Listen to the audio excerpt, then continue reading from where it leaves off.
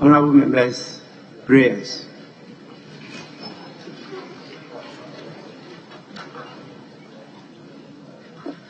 Let us pray.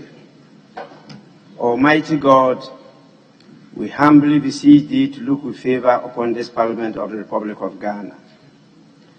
Grant that it may perform its high duty as in thy sight. Give divine guidance to the President of the Republic. Endow members of Parliament and ministers of state with discernment and vision, integrity and courage, that through the labors of government, this land and people may be well and truly served, and thy good purposes for the common human life be realized in our midst. Amen. O God, grant us a vision of our country, fair as it might be, a country of righteousness, where none shall wrong his neighbor, a country of plenty, where evil and poverty shall be done away with, a country of brotherhood, where all success shall be founded on service, and honor shall be given to the deserving, a country of peace, where government shall rest on the will of the people and the love for the common good. Bless the efforts of those who struggle to make this vision a living reality. Inspire and strengthen our people, that they may give time, thought, and sacrifice to speed the day of the coming beauty of Ghana and Africa. Amen.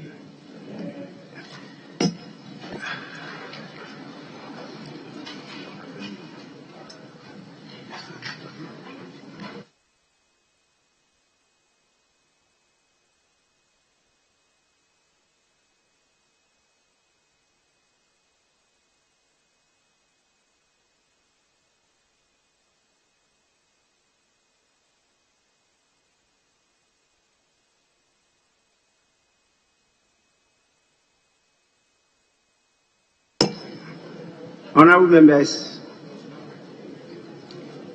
have you received any message from His Excellency the President? I just want to make a short formal statement.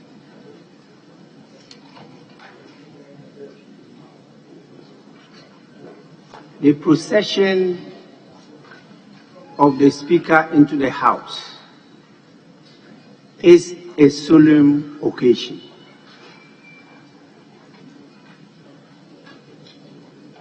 Members are to be upstanding and be quiet and silent.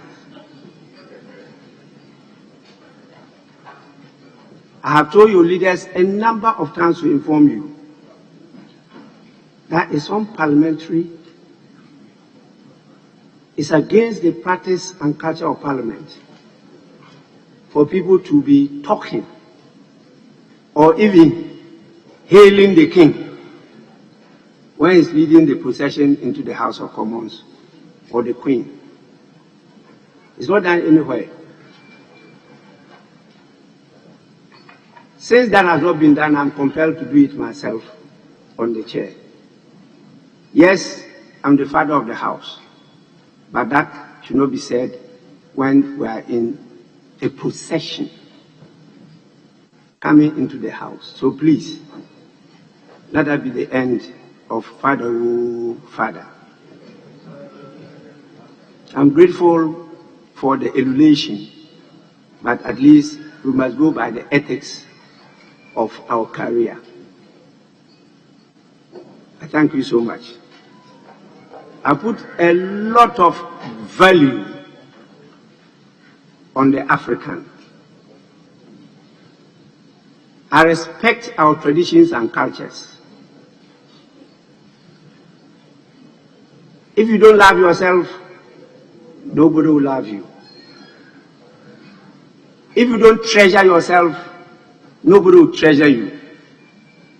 If you don't market yourself, nobody will market you. If you see somebody being better than you, you continue to be a slave to that person. Let's liberate ourselves from mental slavery. I've shown the way. If you will not follow, you'll be left behind. Posterity will judge all of us. We must value Ghana.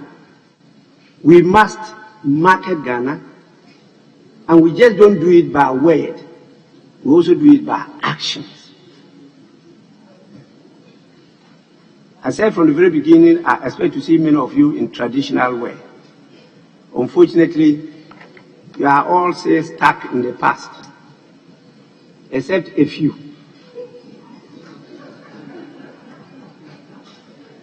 Once again, I'm compelled to say this. That is how you provide market for your own produce. Even the Chinese who do contract work in Ghana, almost all the materials they use for the contract work, they come from China. You think it's for nothing? That is how you grow. Please, as leaders, let's show the way our people will follow.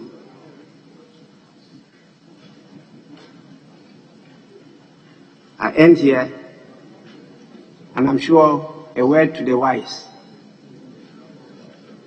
is in the north. Honorable members, we now move on to item 4.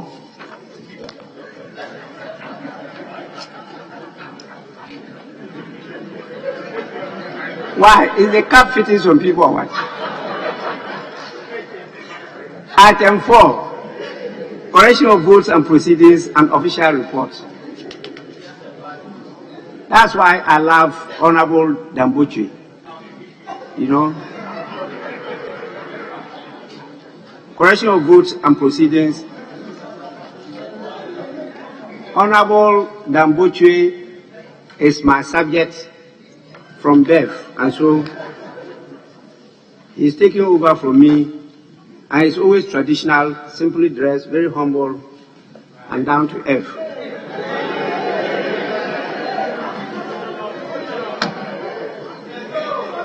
Yes, it's true. I've known him for many, many years. He's a man of principle, and he holds his views firmly, whether you disagree with him or not. He is not rococo. Many of you are rococo. Obey the wind. I don't know those who are grown enough to know the sound rococo, but those of us who were born yesteryears, we know rococo and we know how to dance that music.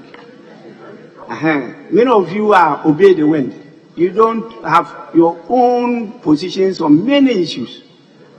People just come through and just follow. Follow.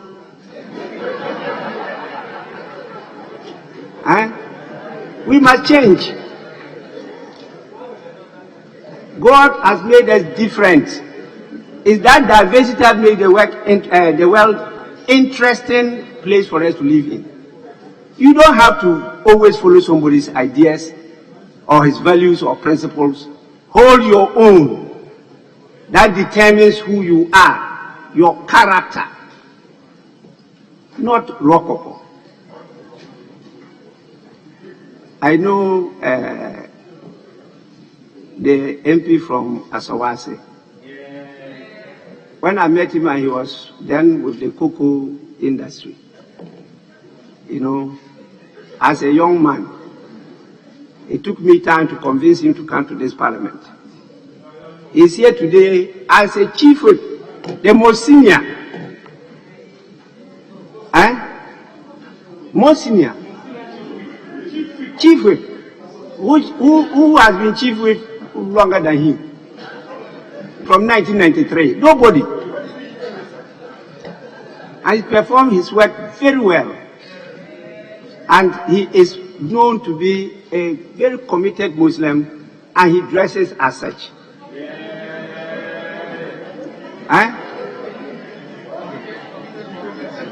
Whether you like Kennedy Ajapong or not, he is Kennedy Ajapong. No, everybody knows who Kennedy Ajapong is. He has a character. Yes, you can disagree with him, but that is it. And speaks his mind.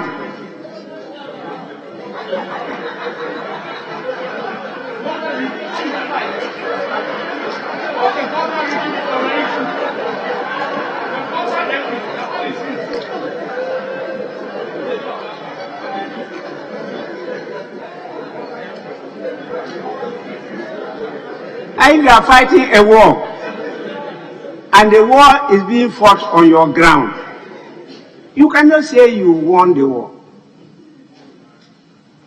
Not at all. You are fighting somebody, and you've allowed the person to come and is fighting you on your ground. You are the loser. There is no way you can win that war. You have to fight using your own. If he doesn't dominate you, he won't be on your land, fighting you there. So please, let's change our ways. The world is changing. We can't seem to be going backwards. We are not the, my village, we call them, some spirits, we call them kontoma. They walk backwards. And you understand what I mean. They are the opposite of human beings. So when you see their footprints, and you see you think they are going forward. If you follow there, you never find them. You go backwards. You go and see them there.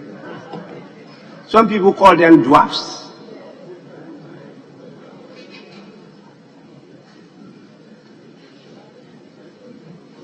I hope we are now ready to go on. So we go to votes and proceedings, and we start with the votes and proceedings of Tuesday, 15 February 2022. Page 1. Page 2. Page 3. Page 4. Page 5. Page 6. Page 7. Page 8. Yes, sir. Yeah, Honorable Speaker, I was here yesterday, but I've been absent. Number 74. But number 74. 11 on the absent list. Honorable Asamoah Vincent Opon, MP for Doma West. That's right. Yes, table office. Kindly take note. Page 9. Yes, sir. Thank you, Mr. Speaker. Page 9, item number 6. The last line, or last but one line. His Excellency Dr. Mohammed Irfan Ali. The Irfan is supposed to be IR, not IN. You said page 9. Item number 6. Item number 6. The last but one sentence. You mean 6, Or paragraph 1? Yes, please. Okay. His Excellency Dr. Mohammed Irfan Ali, President of the Cooperative Republic of Guyana. The Irfan is supposed to be spelled IR, not IN. Table office, take note. Thank you so much. Page 10. Page 11. Yes. Honorable Speaker, I will seek your leave for clarification on item 7. I thought yesterday I heard you say that sitting will be suspended at 12 p.m., 12 noon, but I'm seeing 12:30 p.m. So I just want clarification on that. Maybe I didn't hear you Well, thank you. You are actually right. I said 12 p.m., not 12:30 p.m. It's rather 12. Today, people are still adjusting, so I understand why we did not commence at 10, but the transitional period will be too short. We will start abiding by the 10 o'clock. And because we do not start at 10, we'll sit beyond the 12 before I suspend sitting. So page 10, page 11, page 12, page 13,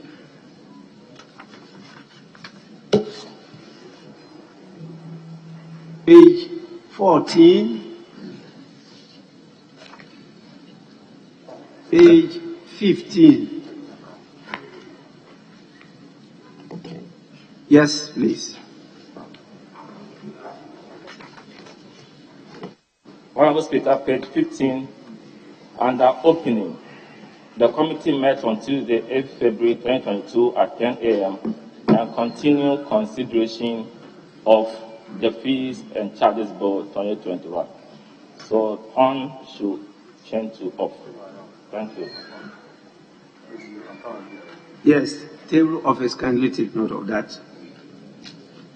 Page 16.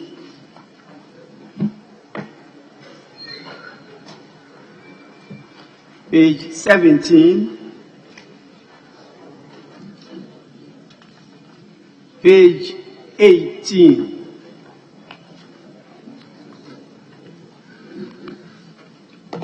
Page 19.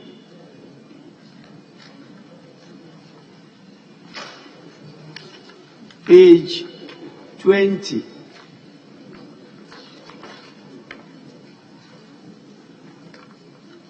Page 21. Yes, Honorable.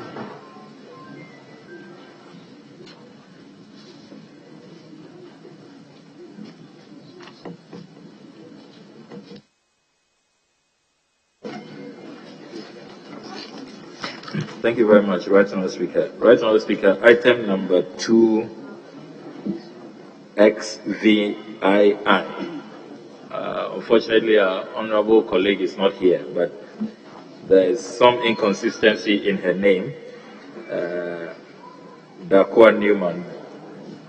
Darkoa here is spelled as D-A-R-K-O-A.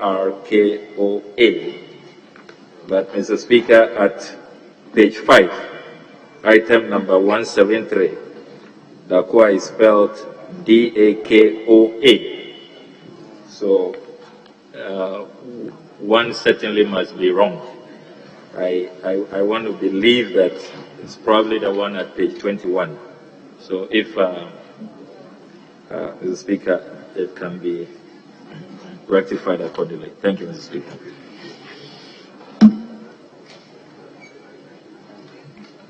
Is the honorable member available? Honorable Newman Darkoa.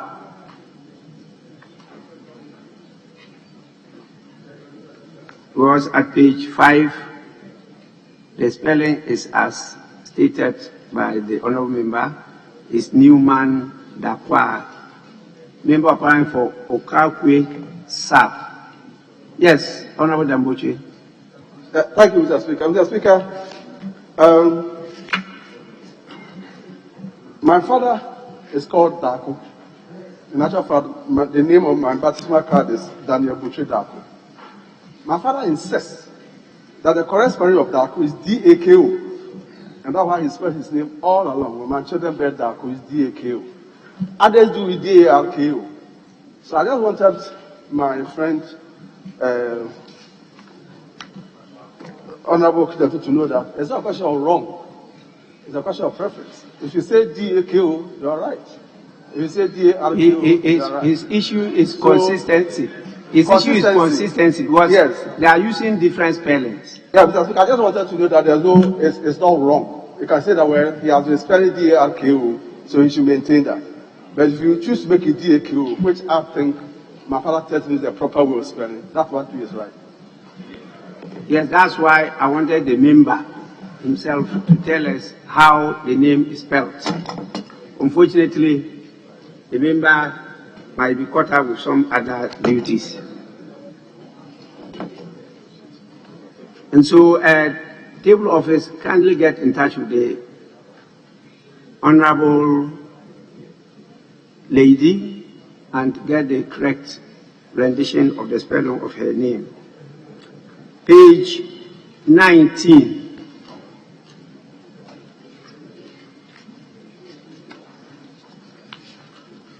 Page 20.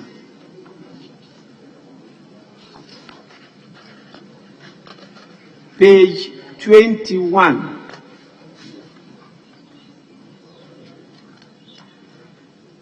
Page 22.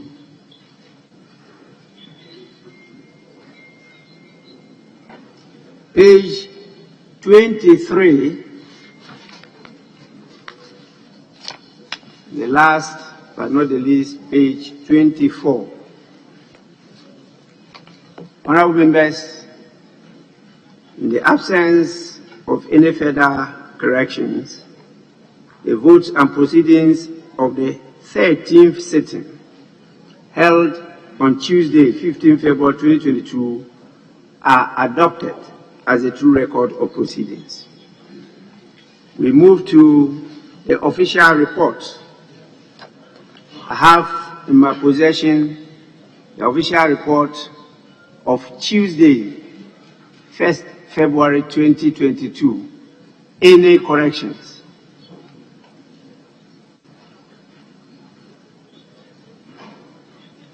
There being no corrections, honorable as usual. Yes.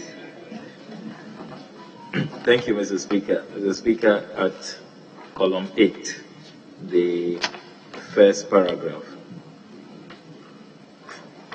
I want to read from the 11th line, Mr. Speaker. The word introduction has not been accurately spelled. However, the course of the discussion facilitated the introduction in the House on Friday, and as we all witnessed. So, introduction is the offending word there, Mr. Speaker. Yes, honorable member noted. Table office, take note of the spelling of introduction at paragraph 8, actually column 8 of the official report. Any further correction? There being no further correction, the official report of Tuesday, 1st February 2022 is hereby adopted as a true record of proceedings.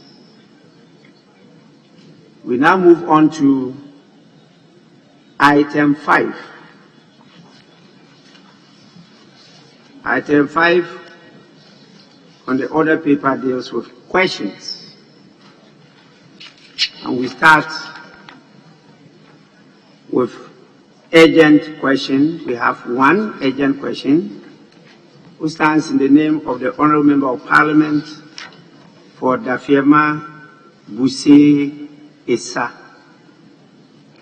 Honourable Dr. Sebastian Mininso Sandare.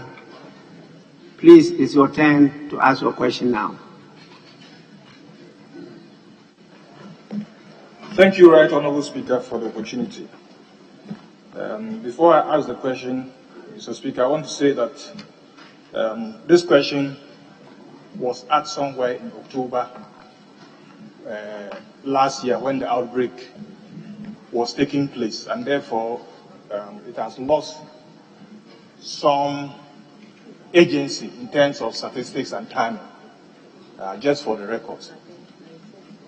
To ask the Minister for Health what urgent measures the ministry has taken to control and prevent further spread of yellow fever, which has caused the death of about 25 people in the Savannah and Upper West regions. Thank you. Yes, Honorable Minister.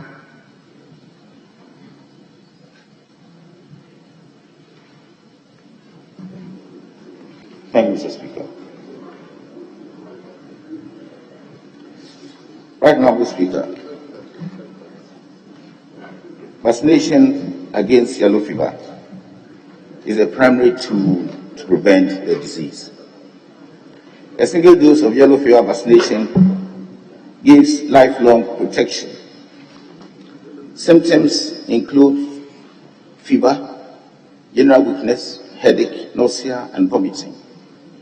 And public health response included the following: surveillance and laboratory.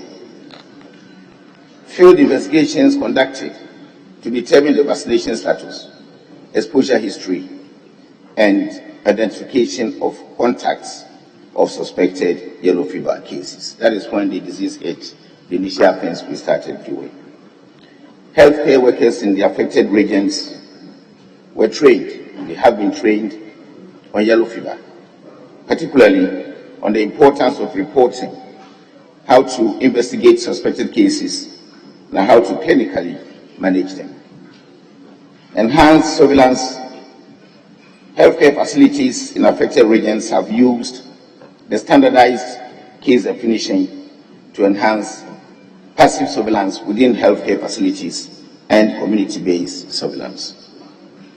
Mr. Speaker, on vaccination, since November 2020, a focused nationwide vaccination activity has been ongoing, excluding pregnant women, and this is still being conducted. A catch-up vaccination campaign of unvaccinated individuals is also being organized as part of routine immunization strengthening. Mr. Speaker, specifically, vaccination in all districts in Savannah region and 40 more districts across the country where cases are found have been conducted and are still ongoing.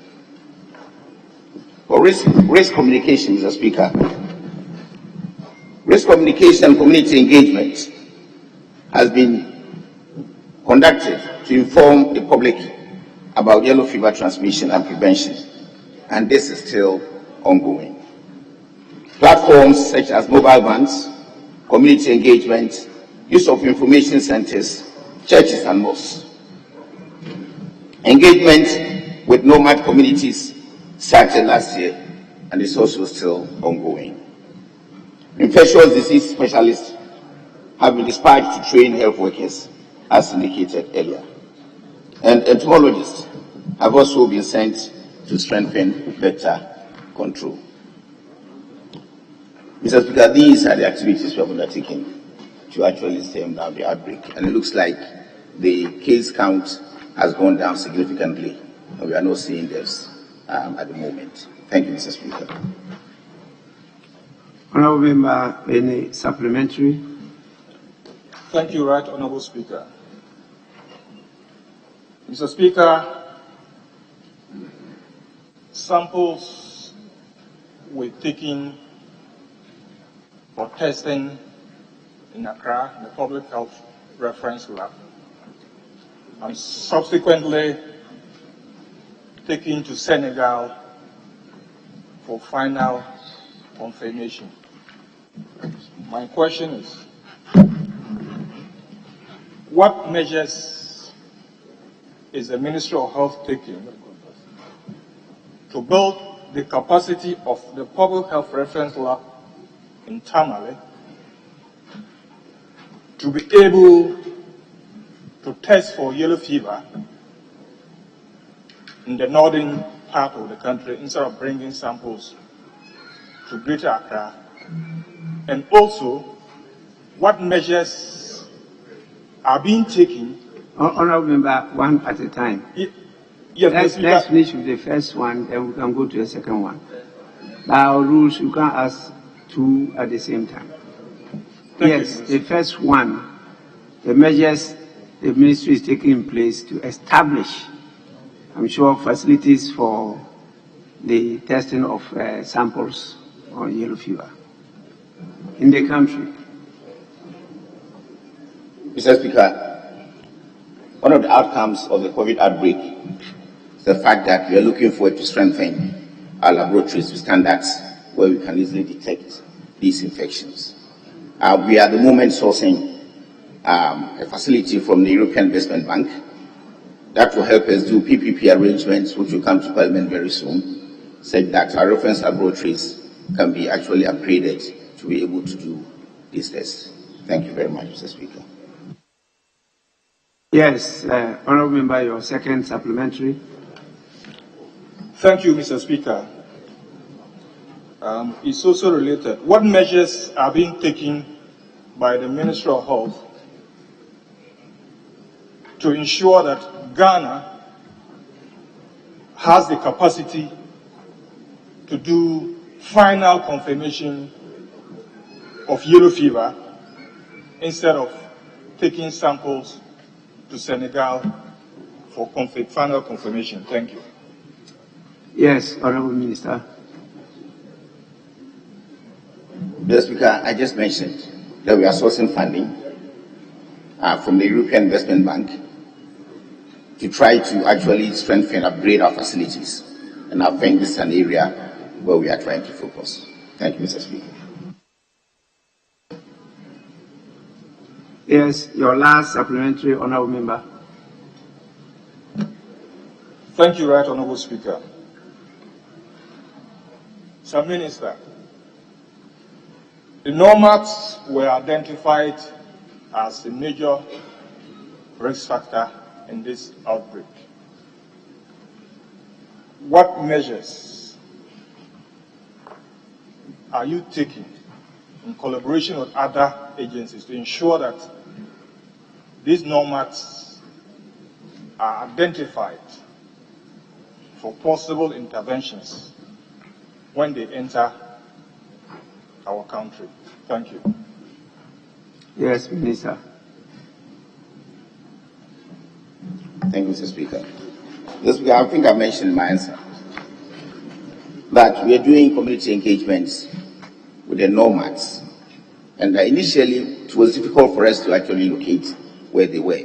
Through our contact tracing, we identified some groups, and we started our community engagements, especially for risk communication, where we are trying to actually educate them on how to do prevention, for them to accept to be vaccinated, and we have actually vaccinated a number of them, and so we continue to do that. We are doing this in collaboration with the Ministry of Local Government, the various assemblies in the various districts, where we actually enter, either for contact tracing, for vaccination, or for public education. Thank you, Mr. Speaker. Yes, Minister, don't forget about the Ministry of Interior, because they handle immigration. As you meet together, cross-sector committee to work on it, they must be an active participant to be able to draw your attention, in spite of the porous nature of our borders, as to this entry of nomads, so that you can take measures to prevent it. Yes, yes, Ranking Member Health Committee. Most grateful, Mr. Speaker. Mr. Speaker, in the minister's answer, he indicated that education and sensitization on yellow fever are ongoing. Mr. Speaker, is it a case that it is restricted to the northern part of the country alone, or it is ongoing in the whole country? And if so, how are they doing it? Because I have not seen it in my district. Yes, Minister. Mr. Speaker, I mentioned in my answer that we are doing this campaign in the Savannah region and other affected areas in the country. Some of these areas include my own region, Bono, because we found cases there. Bono East, we found cases there.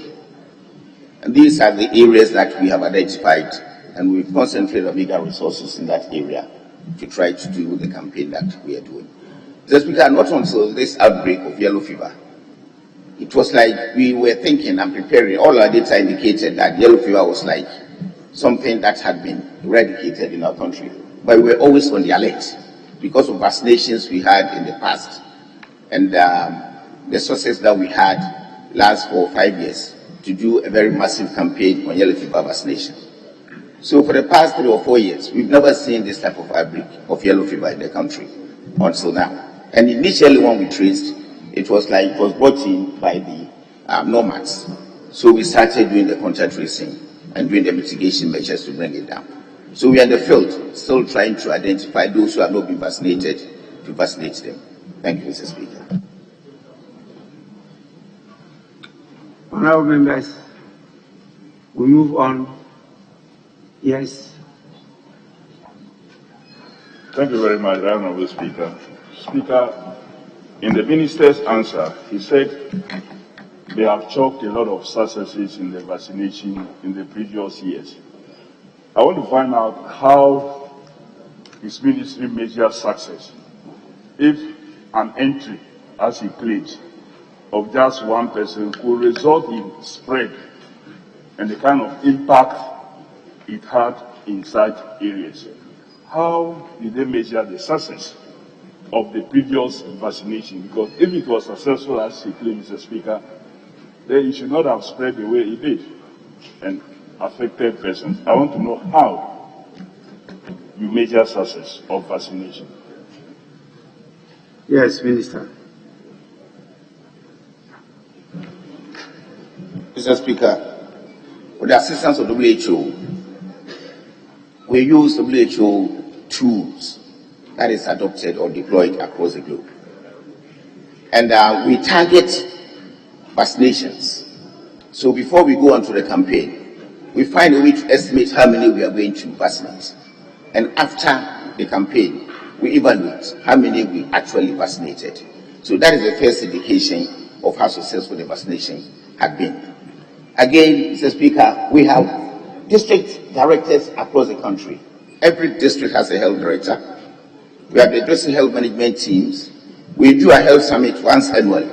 And we take reports from all the districts on regional basis and then put them together into a national report on disease and case burdens in the previous year. And when we measure success, it comes in the light of cholera, for example. For the past 3 years, we might not have seen cases. Yellow fever, for the past 2 years, we will not have seen cases. Honorable members, we now move. Yes. Please, this should be the last supplementary. We'll move to the non-urgent questions. Yes. Thank you, Mr. Speaker. Mr. Speaker, in the case of my district, for instance, last year, 5 lives were lost. I'm aware that some vaccination is ongoing. I want to find out from the minister what he's doing to ensure that we have enough vaccination, because I think that is where the problem is. At a point, you run out of vaccination. Can you assure us that going forward we have enough vaccine for them to be able to continue with the vaccination in my district in this particular case? Thank you. Honorable Minister is talking about Bole. He's a member of parliament for Bole. He hasn't mentioned. I was going to He ask him, assumes that you know him very well. I was going to ask him, but thank you for the information, Mr. Speaker. Mr. Speaker, I think I can make this assurance that we have enough yellow fever vaccines that can go around. So now that you've mentioned some shortfalls in Boli, I will alert the immunization program staff to see how quickly they can get vaccines to that area. Thank you, Mr. Speaker.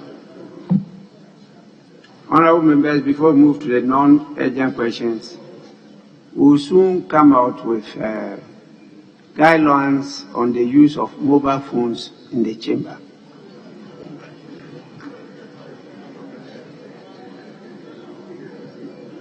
Yes, this is a chamber of order. We cannot have members with phones belling and ringing at any time. That is complete disorder. And so if you can't buy a smartphone, don't bring any yam here.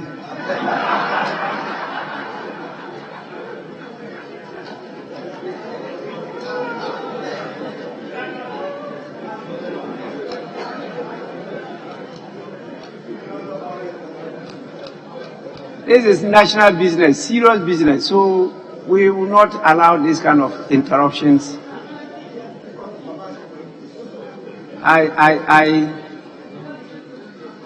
If you need support to buy smartphones, contact me. Yes, Minority Chief Whip. I know you have smartphones, so I'm sure you are rising on a different thing altogether, not on the issue of phones. No. Mr. Speaker, just a supplementary to the question on the outbreak. Mr. Speaker, when the questioner was going to start the question, he did draw the attention of the minister that this urgent question was asked in October at the time of the crisis. And now, 5 months down the line, when almost all the harm has been done, it's now that the minister is giving the answer. I just want to find out from the minister whether he will consider urgently coming to this house anytime there's an outbreak without necessarily waiting for a question. As a member of parliament, he knows that that's the only way we play oversight, so that as a member of parliament, a minister for help, when there are outbreaks, he will take steps to come to the house to brief us without waiting for a question. Will he consider this? Thank you, Mr. Speaker. Yes, Honourable Minister. Mr. Speaker, I very much remember when COVID hit. I sought audience on about 2 or 3 different occasions without anybody inviting me to come and brief my colleagues. I'm not very sure, but I have to check. Looks like even when this thing came in the midst of COVID, I came here to brief the chamber, or I might have given a statement somewhere. So it has been our practice, and if this hadn't happened, it might have been that I was taken away by the events of COVID. But any time we have an outbreak, it's my responsibility to come and brief the chamber. So I also do. Thank you, Mr. Speaker. Yes, actually, this is to all ministers. Parliament should be a first point of contact on some of these urgent matters, because it assists the sector to immediately reach out to all Ghanaians through the floor of the House. And you know, by Order 70, you are entitled so to do, whether you are a member of Parliament, minister, or you are not, to come to the House and immediately draw the attention of Ghanaians that we have this enemy in our camp, that we have this challenge, and these are the measures government is putting in place. Then members themselves can take it up and reach out to their constituents to assist you in the advocacy and education of our people. So it's a really cheaper source for you than immediately organizing your directors and moving to the affected areas and trying to reach out to our people in a language that most of the time they don't understand. Bravo, too much bravo. So we go to question numbers 279. It's a non-urgent question. It stands in the name of the honourable member for Karachi East. Yes, Majority Chief Whip. Mr. Speaker, we would want to, with your leave, apply for a little variation of the order of business and quickly do motion item number 11, just to put a question. Page 6. At page 6, Mr. Speaker, and then we come back. We've agreed to. It's just to put a question and then we come back. So.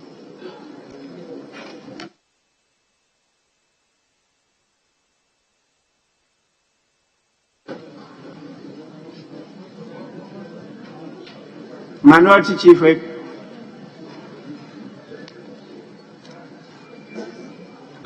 Mr. Speaker, my worry is, yes, there was some understanding from the colleague, because originally we were planning to do it today, and it was said that it should be done tomorrow. Then later he came and said we can do it today. I said fine, but I don't see the exigency of it that we have to break into questions just to do that.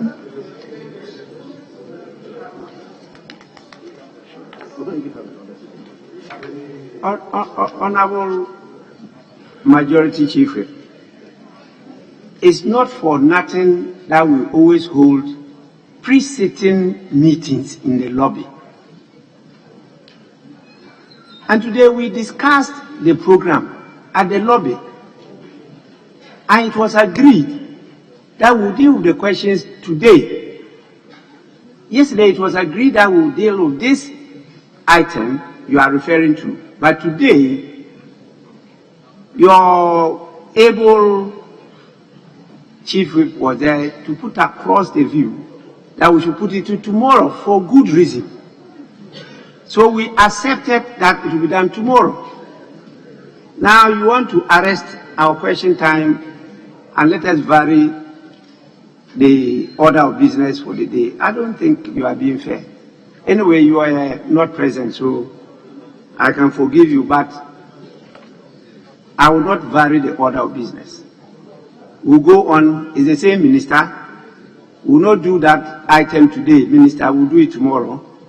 The reason given for me, I agree that we should have some number of members present for that to be put across. So, in your own interest, let us go according to the order of business for today. Honorable Katie Hammond. Yes, Mr. Speaker. You are not part of the class I'm talking about. Sorry, say it again, Mr. Speaker. I say you are not a member of that class I'm referring to. Mr. Speaker, incidentally, I'm not sure what the class we're talking about. Yeah, because you just arrived. The what? Sorry, I'm lost. But Mr. Speaker, I might be interested in it, so let me hear you. Which class? I am talking about leadership and our meeting, pre-sitting meetings in my lobby. But Mr. Speaker, you do me considerable injustice. Mr. Speaker, you installed me as the senior prefect of the House, and you have meetings and you don't invite me. I mean, that's really injustice, pure injustice, Mr. Speaker.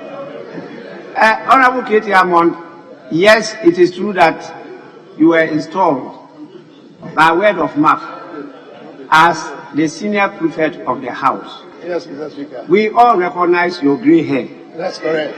But that doesn't qualify you to be part of the leadership those meetings of the House. I understand. But actually, Mr. Speaker, talking about the enthronement, that's the reason why I'm up. The last time, Mr. Speaker, you told me, and indeed told the whole House and I think the country, that you were traveling. Speaker, I haven't been privileged to hear that you have been enthroned and indeed enthroned as the whatever of which part of Ghana. Speaker, I come in today to see you in your elegant magisterial regalia, and I don't know when you were in suit. Minority leader, majority leader, if you attended, you have all done us injustice. We should have been there to support you. So where was this? I need some clarification, Mr. Speaker. Thank you, Mr. Speaker. Honorable Katie Hammond, Mr. Speaker, senior prefect of the House, you are completely out of order. Okay. I'm grateful. Yeah, Mr. Speaker. Okay. I think you were not here the first day I adorned myself.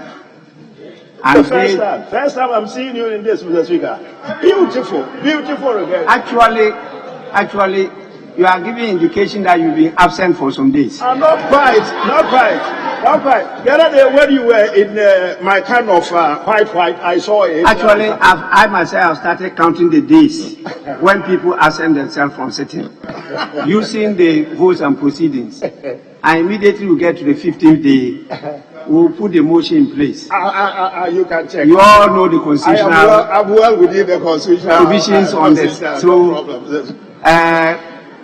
this is just on the lighter side, but I can see a senior member on the floor, Honorable Cletus Avoka. After that, I'll come to you, Majority. Thank you, Mr. Majority Speaker. Leader. My very good friend and learned friend, Honorable Governor Tahir, claims that he is a senior prophet of the House. I stand to challenge him to that effect. And he hasn't acquired the experience that I've had, going out and coming back. So I'm more a senior prophet than he is. Mr. Speaker, look, against Actually, small amenities that we enjoy, it is against it. Look at that, against go die. Well, your statement reminds me of the statement of the late General Ignatius Kutu Achampon. I had him in mind. One of the reasons why the coup was staged was that the small amenities that the military were enjoying were also being taken away from them. That was during the Bush regime. So I will plead with Honorable Cletus Avoka not to take the small amenities that the Honorable Katie Hammond wants to enjoy, not by virtue of the length of service in the House, is by virtue of some other merits that he truly acquired, in fact earned, not just acquired, earned the position as senior prefect of the House. I would always love you. I will always love you. You only love me when you are in front of me, but behind my back, you are always susu upon me. I'm quoting Bob Marley. I always love you. I'm quoting Bob Marley. Those who eat and drink with you, it is they who know your secrets, and it's only they who reveal it. And so after they eat and drink with nobody you, knows the secret between the two they of us. go behind and susu upon you. That is Bob Marley. Yes, Majority Deputy Leader. Yes, Mr. Speaker, with respect, you've always encouraged us to work together and refer to you to guide the House. Mr. Speaker, yes, pre-sitting discussions, certain indications were made, but subsequent to that, leadership had a lengthy discussion on this matter, and it is upon that discussion that I mounted my application. So, Mr. Speaker, I would humbly repeat my application by praying that you grant us leave to put a question on this motion, so we bring a closure to it. We are adding them on it, and there is no controversy whatsoever on the way to go. And that is a reason for my seeking your leave. So, Mr. Speaker, we've again engaged, and that is what leadership has agreed, and I'm speaking for leadership on both sides, Mr. Speaker. I thank you. Yes, please. Thank you, Mr. Speaker. Mr. Speaker, yes, subsequent to the meeting that we held this morning with you, yes, it's true the deputy majority that did engage me and wanted the decision for yesterday to stand for the question to be put today. And we said we have no objection for the question to be put. My only worry was why he wanted to do within questions, between question time or within question time.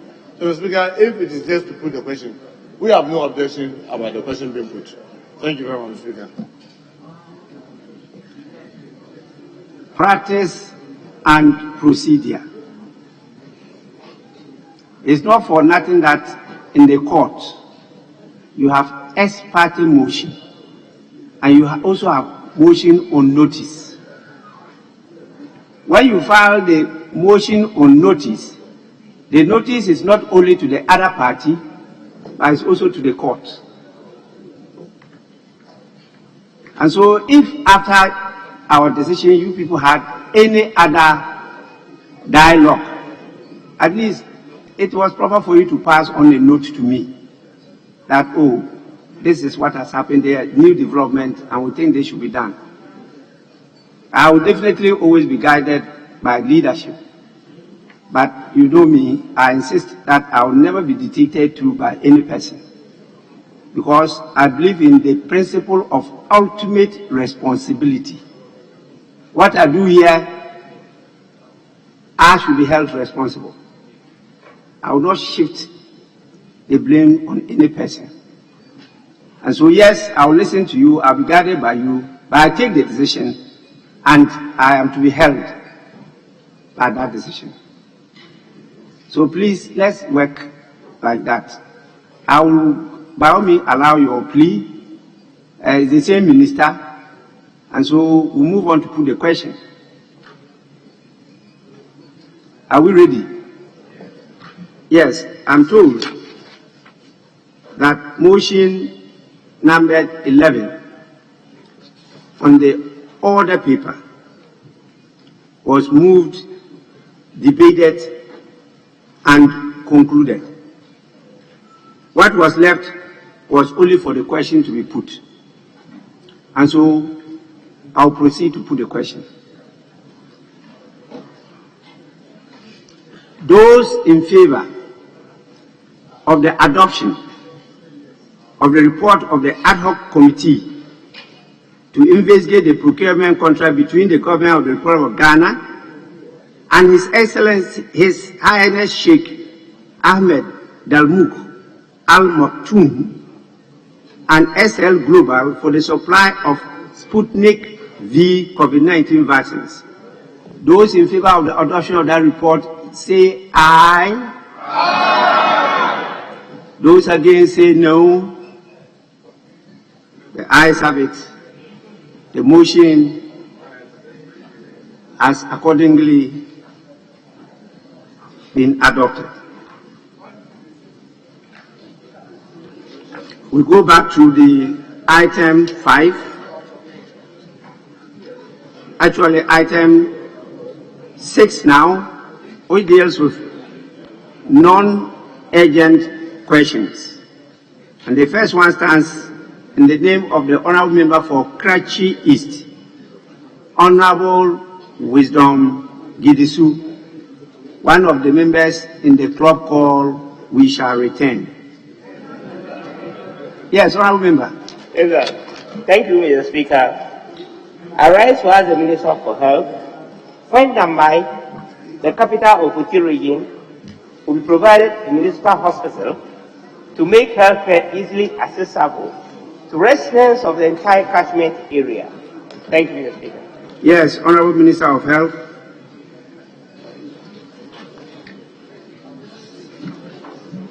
Thank you, Mr. Speaker. The Speaker, Dambai has been captured under the Agenda 111 to provide the Karachi East municipality with a municipal hospital. Dambai, however, happens to be the regional capital of Uti region as well. Therefore, a turnkey arrangement and financing are under discussions to provide a regional hospital in Dambai, since it is the capital of the newly created Uti region. Funding has been sourced and the necessary procurement processes are underway. Thank you, Mr. Speaker. Yes, Honorable Member, any supplementary? Yes, sir. Thank you, Mr. Speaker. The Minister in his answer indicated that funding has been sourced and the necessary procurement processes are underway. I want to know from him, when will the procurement processes be completed for the commencement of the district hospital project? Thank you, Mr. Speaker. Now, your municipal hospital has been upgraded to regional. That is what the minister has told us. I thought the first thing was for you to thank him first and then ask your question relevant to regional hospital. Because yours was municipal. Your question was on municipal. Yes, Mr. Speaker, it's municipal. Yes, show gratitude first. It's been upgraded to regional. Then we can move on from there. Yes. Thank you, Mr. Speaker. Now, he indicated his answer that funding has been sourced and the necessary procurement processes are underway. That's what I want to know from him. When will the procurement process be completed for the commencement of the municipal hospital project? Thank you, Mr. Speaker. Yes, Honorable Minister. Mr. Speaker, we are in the very early stages of the procurement processes. I'm yet to come to Parliament for the approval of two big things, the commercial agreement and the financing agreement. Mr. Speaker, not until these processes have been completed, it will be very difficult for me to actually estimate how soon commencement will come. We are working very hard to actually complete all these projects that have been packaged as Agenda 111. And I don't think it will take very, very long for us to commence work in that area. Thank you, Mr. Speaker. Yes, Honorable Members, it's important I draw your attention to where you can find the answers. The answers are actually in the order paper addendum. Yes, the original order paper, you don't find the answers there. Yes. Yes. Thank you, Mr. Speaker. Gamai having a municipal hospital. Actually, it should have been a regional hospital. We should be talking about regional hospital now instead of municipal hospital. But clearly, for certain arrangements that I know your ministry has made, we are looking for municipal hospital now. Because we learned the regional hospital has been situated somewhere. That is why we are talking about municipal hospital. And this is long overdue. In 2020, the land earmarked for this hospital project has been cleared, fenced with plywood with all inscriptions, drawings on it, indicating clearly that the project was about to kickstart. But as I speak now, the plywood has been bent, nothing is there, the place is still bushy. That is why I want to know from the minister what assurance is given to the people of Krashi East. This time around, the project will kickstart. Because all indications before the elections were clear that we're going to have the hospital. But as I speak now, nothing, not even the foundation has been done. That is why we are so particular about the hospital. The sense that people have to, all referrals have to go to Krashi, Kwanta, Aura, and so on and so forth.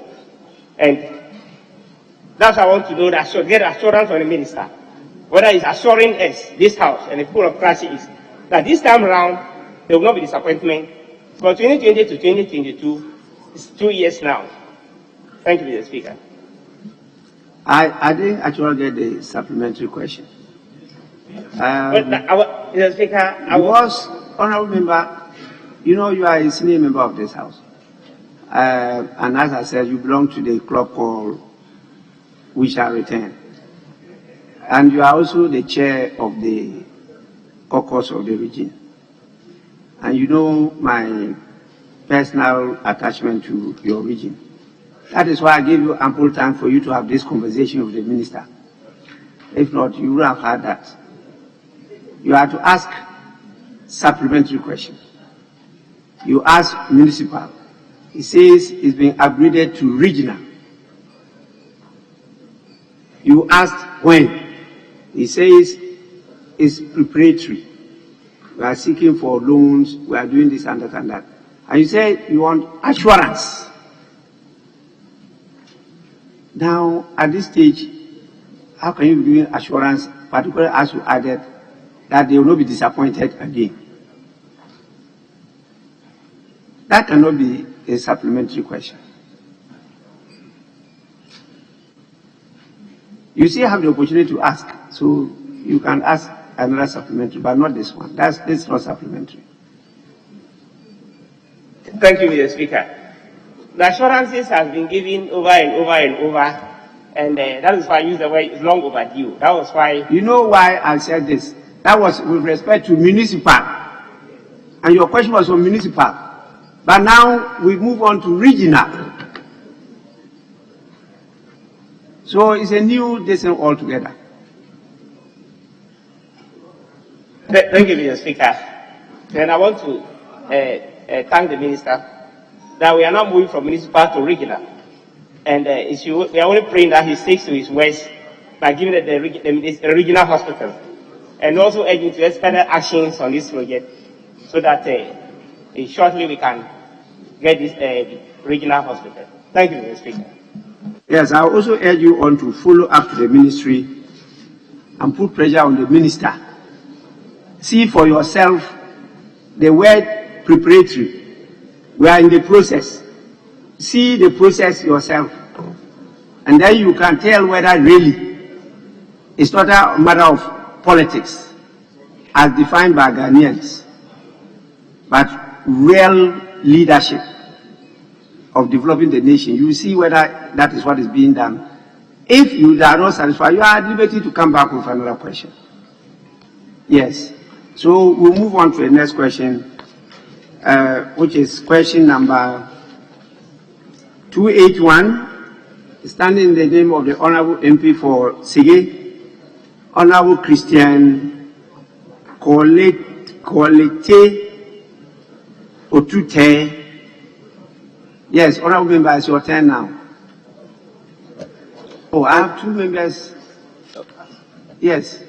Mr. Speaker, Right Honorable Speaker, I wanted a clarification from the Minister for Health on the regional hospital and the municipal hospital matter, if I may, please. The one on the Dambai Regional Hospital. Dambai Regional Hospital. Yes, sir. You are at liberty, please. You can ask your supplementary question. Thank you, Right Honorable Speaker. Before the vote for the region, that is to separate the region into Volta and OT, there were certain agreements which were in place to distribute the regional offices in various cities in the region. Like Jessica has the regional education office. The regional feeder roads is for Krachi, Agric for Nkwanta, highways for Dambai, and then the regional hospital was supposed to be at Rara. Rara has been the oldest hospital in the region, and at the moment it is acting as the regional hospital. So if the minister is saying that they are going to construct a regional hospital at Dambai, then I think there is something happening which we people in Biakuya do not understand. I would like clarification on that, please. Thank you, Mr. Speaker. Yes, Minister, your attention is being drawn to the agreement. I don't know formal or informal. I don't have access to it. But that the agreement is that the regional hospital will be constructed at Uraura, not Dambai. And now you are talking about upgrading the hospital in Dambai to regional hospital. Are we going to have two regional hospitals? One in Uraura and the other in Dambai for OT region? Mr. Speaker, unfortunately, I haven't been privy to this particular agreement. The Health Ministry, even before the creation of the regions, were actually planning to put a hospital in Dambai. So when regions were created, and it was like every region should have a regional hospital, the new ones. Apparently, in my language, you say, a fufuato poem. It's like they have played into the gallery, and we didn't go away from the plan that we had. So whatever agreement they might have had will have been done with the Minister for Regional Integration, which the Health Ministry wasn't actually privy to. But what I know is that they have access to cite the Regional Directorate for Health Services in Ragra at the hospital in Dambai. Ragra has a hospital. One of my deputies was there to inaugurate some refurbishment that was done with the support of Aferua Farms, the Nana Ferry. It's an old hospital anyway, but at least that has some presence of a hospital, and that is one of the reasons why we located the hospital at Dambai. Thank you, Mr. Speaker. Yes, Majority Chief Whip. Speaker, with respect, I'm seeking your leave. If, Speaker, you may accede, that will limit the questions that are consistently specific. In the face of the the business, if you look at the number of questions, the Speaker, your good self already admitted 4 statements or so. So if you may permit, we'll limit the follow-ups to the specific constituencies. It's your leave. Actually, that's what we've been doing. I've limited it. There's one person after the main questioner. Just one person is the one that has supplementary. So I've limited it. It's just that some of the supplementary members are taking a long time to ask supplementary.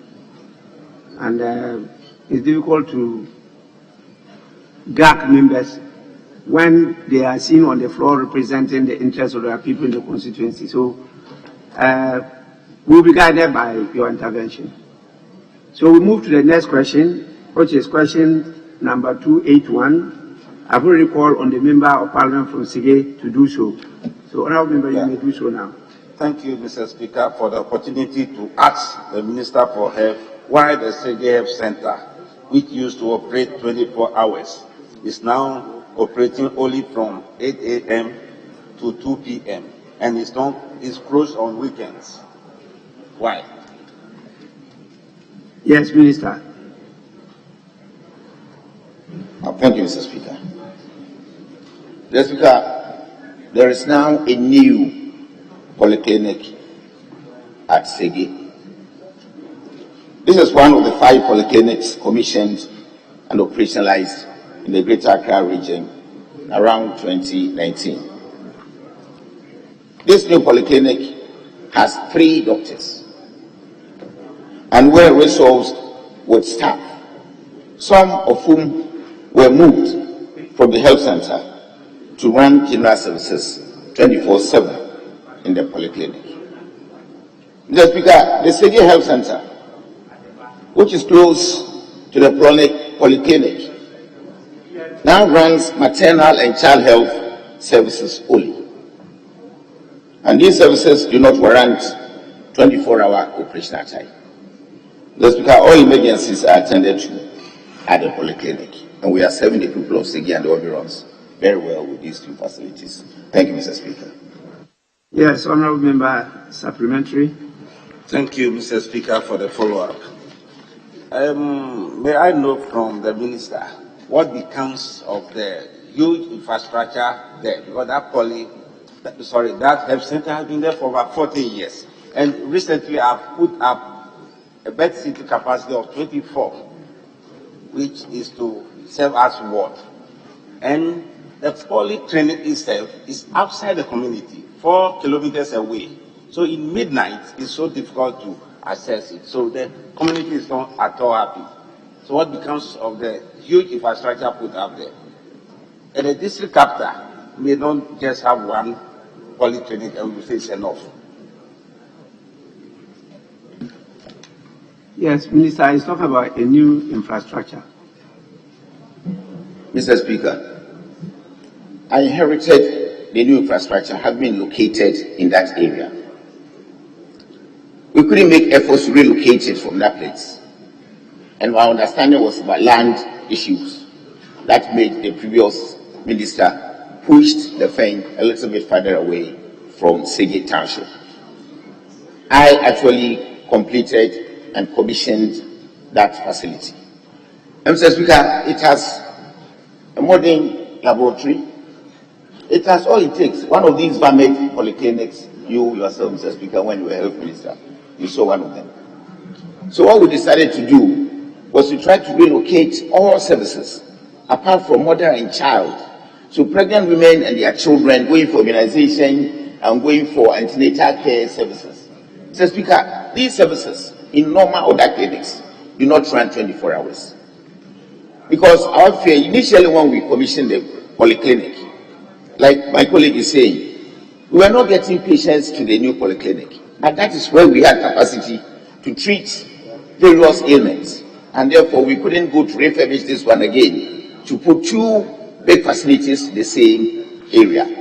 That is what explains why we decided to leave this service, maternal and child health here, and do other general services in the new polyclinic. And Mr. Speaker, the Sige episode is not the only one in the country. Not long ago, we completed a very huge hospital at Tepa. Tepa, the hospital is also a little bit further away from town, but we've kept the old hospital that in future, if funding becomes available, we may do something with that place. We are now also running some limited services there, less than 24 hours in the day. Not only the Dodua, when the new hospital was completed, that is also a little bit far away from town. We relocated the old place, the staff, everybody to the new hospital. The event of COVID, we have refurbished the old hospital as a treatment and isolation center for Greater Accra, one of them.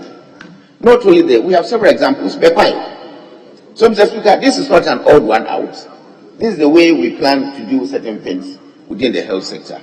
And I believe my colleague will understand with me that we cannot allow the new hospital to go waste. And if you bring 3 doctors to the old place, it is not up to the level where the clinic is. That means that we might have put a white elephant in city. So we try to use it. And I think it's education to get people attend to the new clinic. Thank you, Mr. Speaker. Yes, Honourable Member, any further supplementary? Yes, sir. Mr. Speaker, the minister did well by explaining things which are really on the question. Because the question is about the location where the polyclinic is in the night. It's not accessible. It's not easily accessible. So the health center which had been operating, there will be nothing wrong if the whole district capital gets a health center. The polyclinic is serving the whole district and is outside the jurisdiction of the community. So the wish or the will of the people is, please restore the status of the health center so that they can use it in the night. They can even work there because it serves at a strategic point. It's been there for 40 years. How can we just say it's too much? The whole region or the district has 2 health centers, 2 chief compounds, and 1 polyclinic. We can say, for that matter, we kill one or destroy the other one. We are talking about the location. So please consider, let's restore that. The people wanted to demonstrate on that, but I calmed them by saying that I will approach you to see how best. And I did by contacting the ministry. But the only reason they gave was lack of staff. So if you can get staff, everything is there. You can still run it, sir. Thank you. Well, it's not a question, and this is constituency-specific question. So we'll move on to the next one. Honourable Member, is constituency-specific? Right, Honourable Speaker, the answer of the minister, even though it's constituency-specific, has drawn my attention. I just want to ask him, if that was the reason why they have decided to build a new one outside, why didn't they leave the land, General Hospital, where it is, and then look for a land somewhere, and then build a new one? Why did they have to demolish the one which was there? You definitely will agree with me that this is not supplementary to the question. So file a question concerning the land, General Hospital. Mr. Speaker, I'm only inferring from his own answer. No, I know, but this one is far-fetched. We know the issue concerning the land, General Hospital. It's a major one. And so we want a substantive question so that we look at it together. Or the minister could come to make a comprehensive statement of government policy on that, where you will give the opportunity to make your various comments. That statement will not be open to debate. So we go to question number 453, and this is also a question that is regional specific. It's not constituency, and it stands in the name of the Honourable Member for Dafiema Buse Issa, Honourable Dr. Sebastian Mininsu Sandare. Yes, Honourable Member. Listen, but I just wish the minister will give us some assurance that Honourable Member.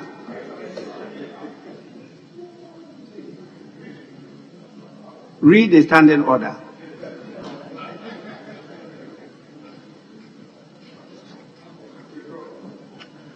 No, he has nothing to withdraw. Yes. So can we move on to that question? Thank you, Right Honourable Speaker. I rise to ask the Minister for Health when the seed money for the effective operations of the Upper West Regional Hospital will be released. Thank you. Yes, Honorable Minister.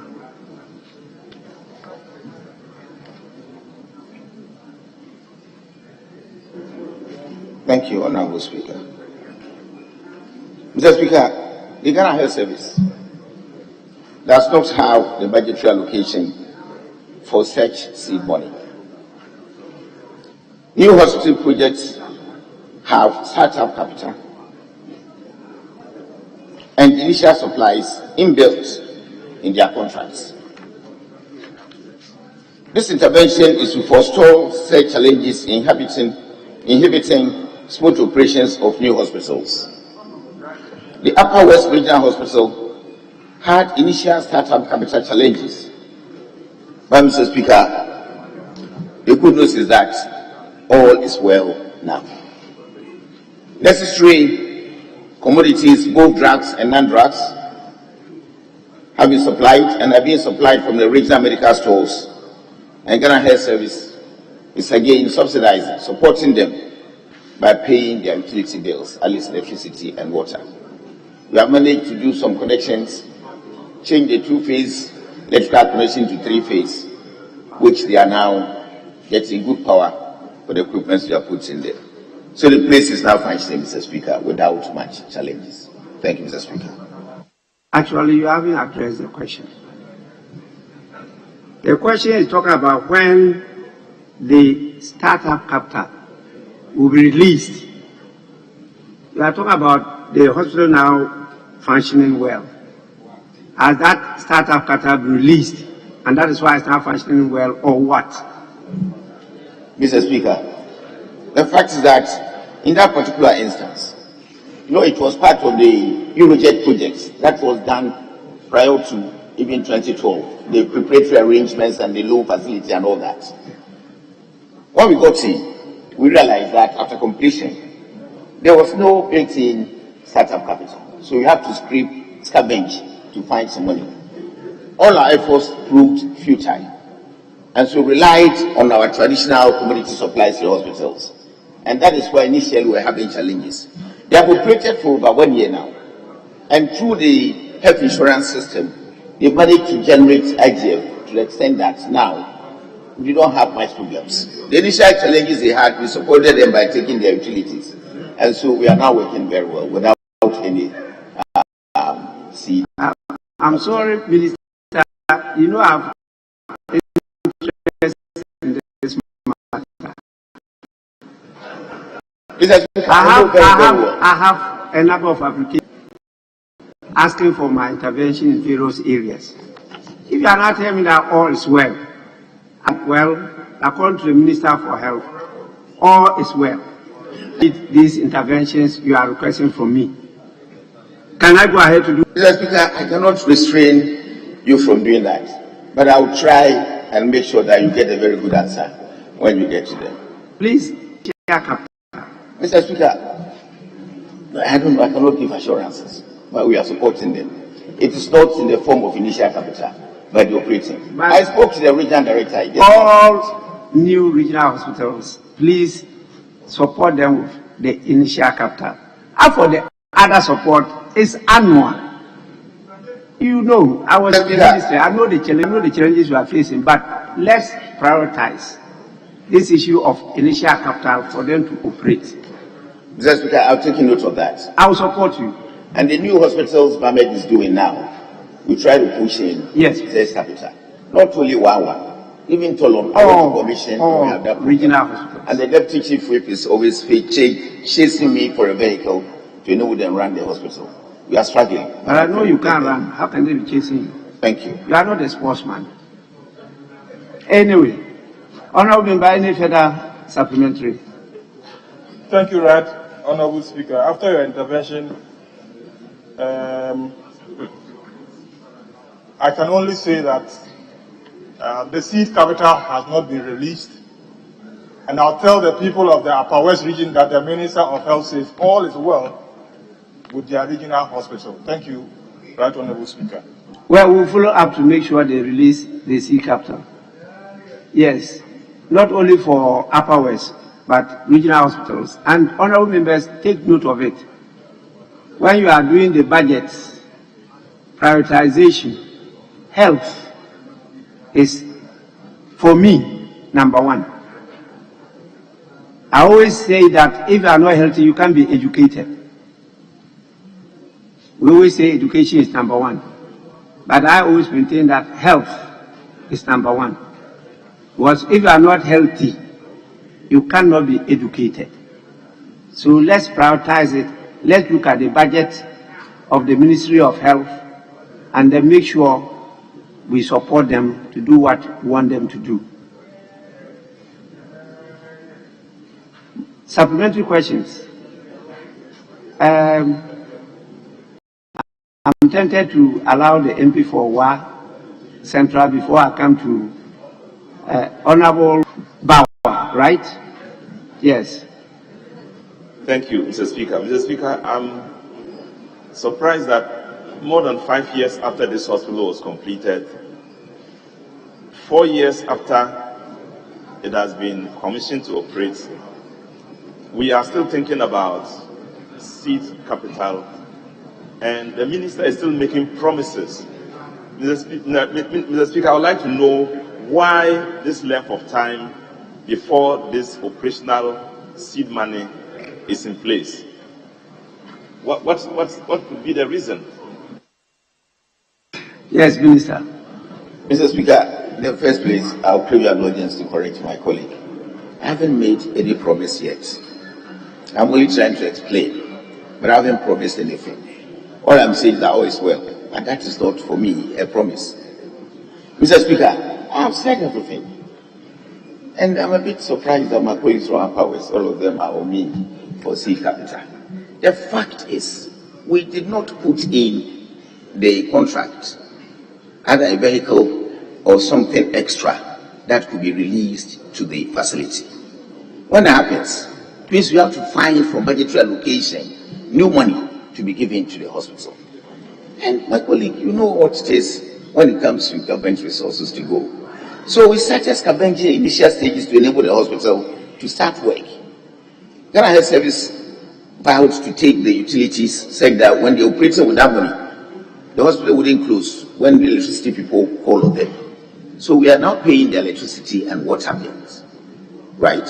And then we get supplies from the central medical stores, right? The consumables, recurrent commodities, things that are just utilized for them to go. After operating for 4 years, I understand that they might have generated IGF adequately enough to stand on their own. So this idea of initial capital doesn't come any longer. We might not get it from anywhere. Yes, of course, probably in the next budgetary allocations, we manage to get something there specifically to pass it on again to the hospital. Mr. Speaker, you said you go there. Please, when you get there, find out from them their financial statement for the last 2 years, and you realize whether they still need a seed capital or not. That is how we run all the hospitals. They generate IGF. Guidelines are said that you use what you have to run your hospital. That is how all hospitals in the country are operating. The budgetary allocations, goods and services we get from Minister of Finance to distribute to all the hospitals doesn't go nowhere. If you look at the budgetary estimates, you will see that we don't have the resources to pass on across. Not only last 2 or 3 years back, but several years to come. So they rely on the IGF to run. And why is rely on IGF to run? And they are a bit comfortable. I wouldn't say all is well any longer, but a bit comfortable at the moment. When they get into, if they get into distress, we will try to find a new strategy to see how best we can support the hospital. But the assurance I can give is that we're not going to close down the hospital.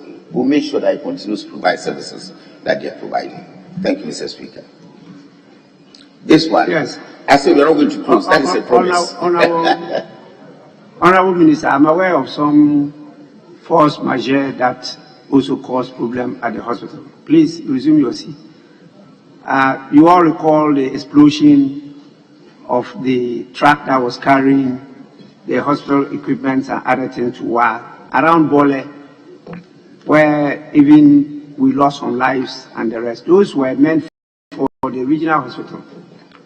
And that affected a lot of this, including against the company to pay for the injuries, the damage, and destruction of a lot of property. It affected the progress of work at the hospital. It also affected the budget for the hospital, and therefore they had to make a few sacrifices here and there. So these things will be done. But don't be surprised, we are in Ghana.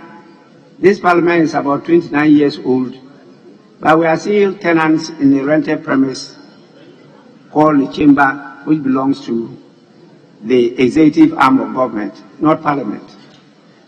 So don't be surprised that after 5 years, some hospitals still don't have seed capital. We need, as members of parliament, to focus on the Ministry of Health as a priority area, ensure that they get the necessary resources to do their work. We plug the loopholes of wastage, and then we can get value for money. Honorable Bauer, do you say you want to ask your supplementary? Mr. Speaker, I'm okay from the response you gave to Honorable Pelpo. Thank you so much. We move on to question number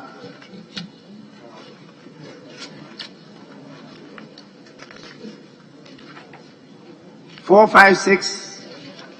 Stands the name of the honorable member for Central Tongue, Honorable Alexander Roosevelt Hutoji. Yes, honorable member, you may ask your question. Thank you, Mr. Speaker.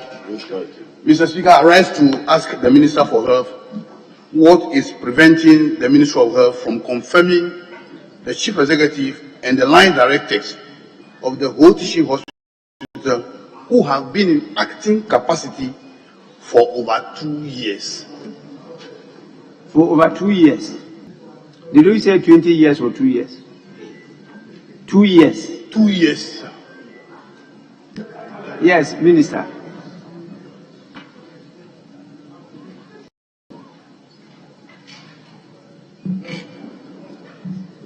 Mr. Speaker, the acting chief executive of the whole teaching hospital, formerly known as Trafalgar, Dr. Tampuri, is my very good friend. But, Mr. Speaker, the appointment of the CEOs go through nomination by the board for approval through Public Services Commission interviews. The first board of the teaching hospital was inaugurated on the 14th of October 2020. For that delayed that March. The board had the opportunity to hold only 2 meetings and was subsequently dissolved with the presidential term of office on 7 January 2021. A new board has been reconstituted, and this board has actually submitted their recommendation for his confirmation, which the ministry is working on to submit to the Public Services Commission for necessary action. In fact, Dr. Tempuri himself came to my office with a copy of the letter from the board recommendation last 2 weeks.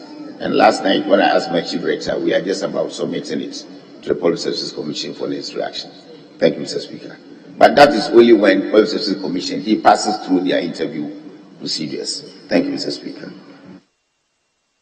Yes. Thank you, Mr. Speaker. Mr. Speaker, with all due respect, I would like to find out from the Minister what actually accounted for non-delay that he has spoken about. Minister, long delay.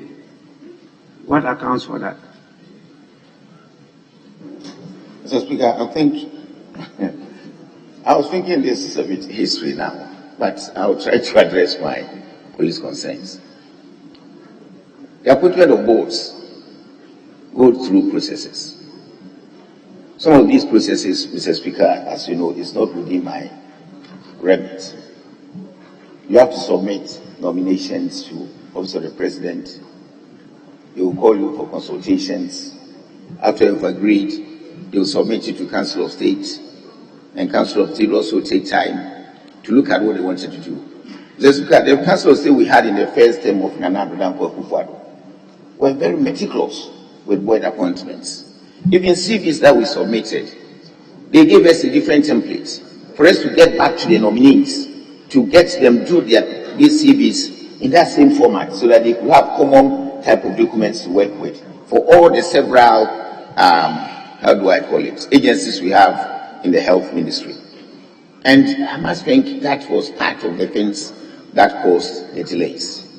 Apart from that, it will be difficult for me to tell the chamber what caused the Council of State to delay or the Office of the President to delay. I was chasing up all the time. I remember I even came to the chamber to answer one or two questions about the board for the whole teaching hospital. I suspect you even asked that question. So that was the reason why. But it looks like now, Mr. Speaker of the Indulgence, if I could use that word again, all is well, and the man will soon be confirmed. Thank you. Mr. Speaker, I would like to find out from the Minister how soon these things will be done, taking cognizance of the implications of people being in acting capacity. Because we know that if they are in acting capacity, they will not be able to take very important or key decisions. So how would the Minister assure us that the process will be speeded up so as to enable the people to be in their positions for the hospital to be run accordingly? Minister. Mr. Speaker, again, the same repetitive type of answer. We are about submitting, I believe by close of this week, we might have sent a letter by the Chief Director to the Police Services Commission. When it gets there, what happens there, Mr. Speaker, unfortunately, will make it very difficult for me to predict how soon the soon will be. So let us hesitate and see. I will do all the follow-ups and try to see if things will go through. Last year we had a lot of problems because the Civil Service Council had been set up, and some interviews that were done by Police Services Commission had to delay approvals and things like that. But now everything is in place, and I think that the process will move a bit faster than last year. Thank you, Mr. Speaker. Yes, thanks so much, Minister. I think that, Honourable Member, you also worked in the ministry for some time. Yes, we have known you for some time now. The bureaucracy in Ghana is such that we in the House, kindly resume your seat, we in the House will have to assist governance when we are passing the laws. The bureaucracy is so stifling that it takes a long time to process a very small procurement. It takes a long time. And so we should take that into consideration, and those of you with the experiences, reflect that when we are passing the laws. When you elect a government, it has only 4 years. Procuring something can take 2 years, just for one project. By the time you get to the ground, it's the 3rd year. And then the 4th year is all elections. And after that, by our rules, a lot of things have to be stopped. We have to take another year to put the structures in place. By the time they come back, even the procurement process will have to be looked into again. You talk about variations, cost this and that and that. So we have to factor all this in our lawmaking process. What you talk about, they don't come directly under the minister. They come under the Ghana Health Service. In the Ghana Health Service, we have to do a lot of processes before they refer it to the ministry. And the ministry will have to also process them before they go to the Public Services Commission. That kind of bureaucratic inertia is really not helping us in this country. And we have to review all those things. We need to do that as committees. We need to bring them up. And we need to revise the system. If not, we will still continue to be stuck in the mud. With this, I move on to the next question. Question number 457 stands in the name of the honourable member for Krowo, Honourable Agnes Na Mumu Lati. Honourable member, you may ask your question now. Thank you, Right Honourable Speaker, for the opportunity to ask the Minister for Health what steps the ministry is taking to have a proper isolation center constructed for the clinic in Krowo to prevent patients with infectious diseases, including COVID-19, from running back home uncured. Honourable Minister.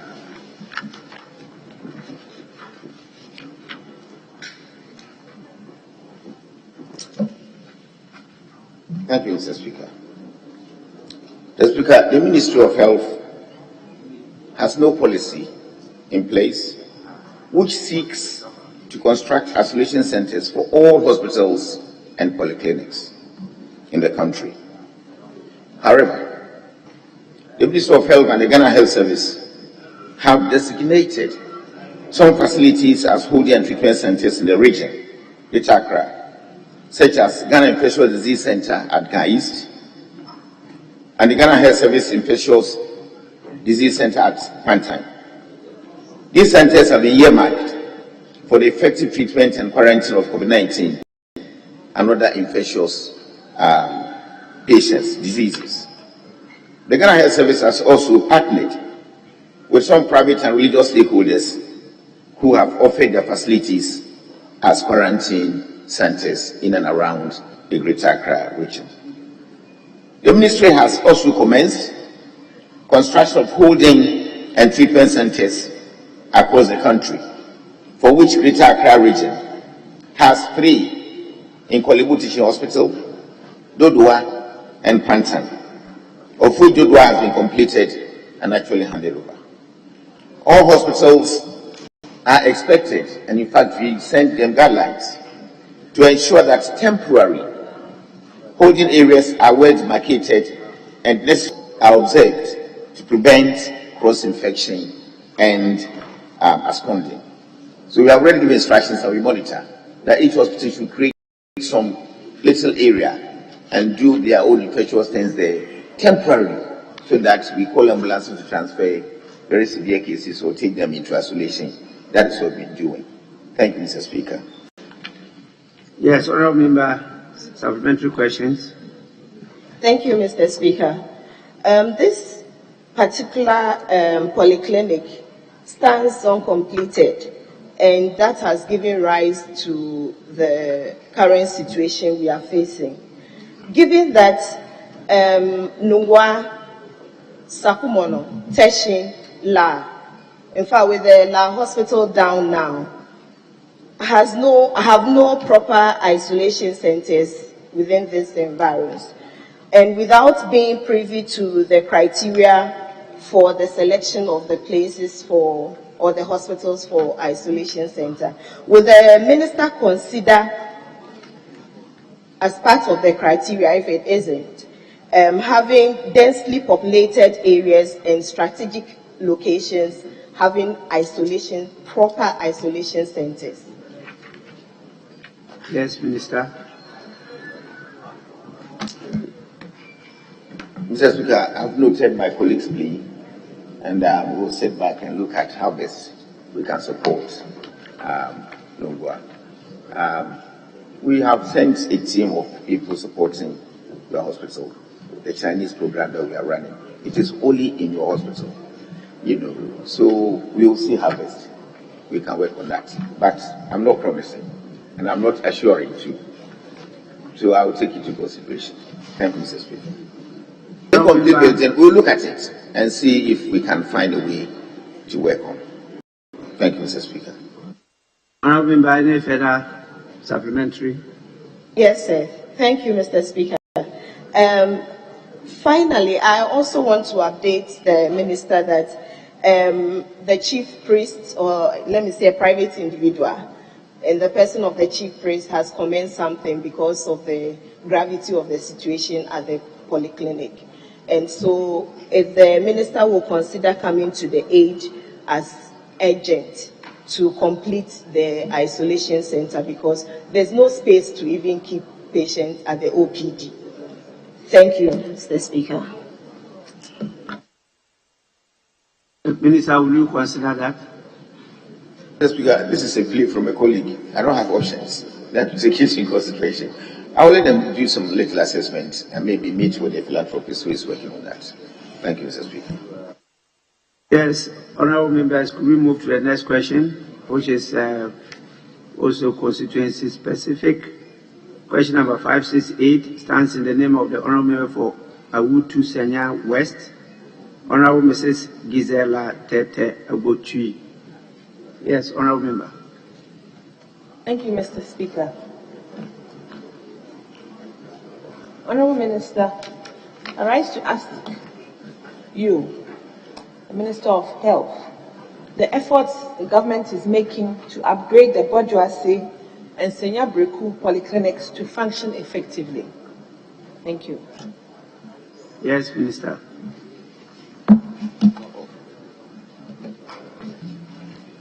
Mr. Speaker, all I can say at the moment, the fact that these polyclinics, the Senya Breku and the have unfortunately not been captured in our 2022 budget plans for an upgrade. We will, however, do an assessment based on the request from my colleague and evaluate them individually for consideration and budgeting in the ensuing year's budgets. Our ability to implement, however, largely depends on the quantum of budgetary allocations to the ministry in subsequent years. So my colleague, Mr. Speaker, will have to continue to do some more lobbying to see how we can get on board in the next budget. Mr. Speaker, the fact is that almost every one of us here needs some health facility. I say some, if not regional hospital, this hospital, polyclinic, or a chief compound in our constituencies.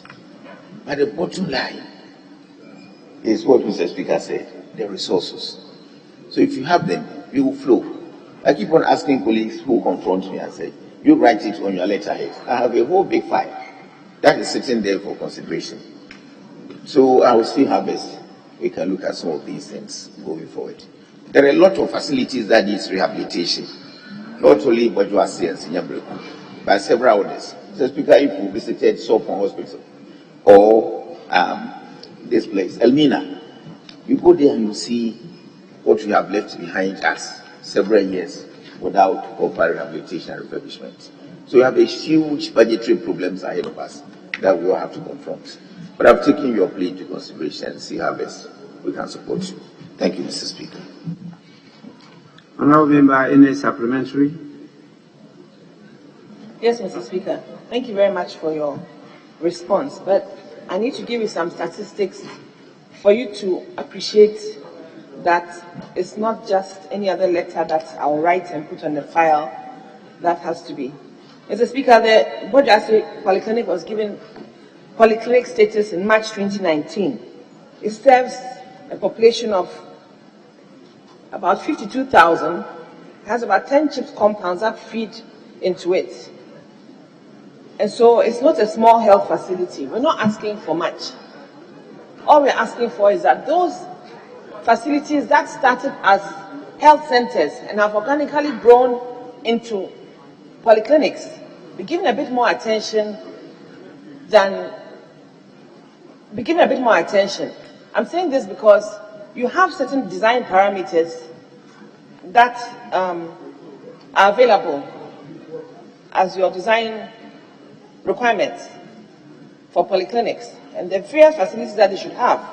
If I'm to look at the list of what they should be compared to what is existing, you realize that they don't even match that status. But they serve a very large population, and so they have to have that status. As we speak, they don't even have a casual theater, let alone a general theater.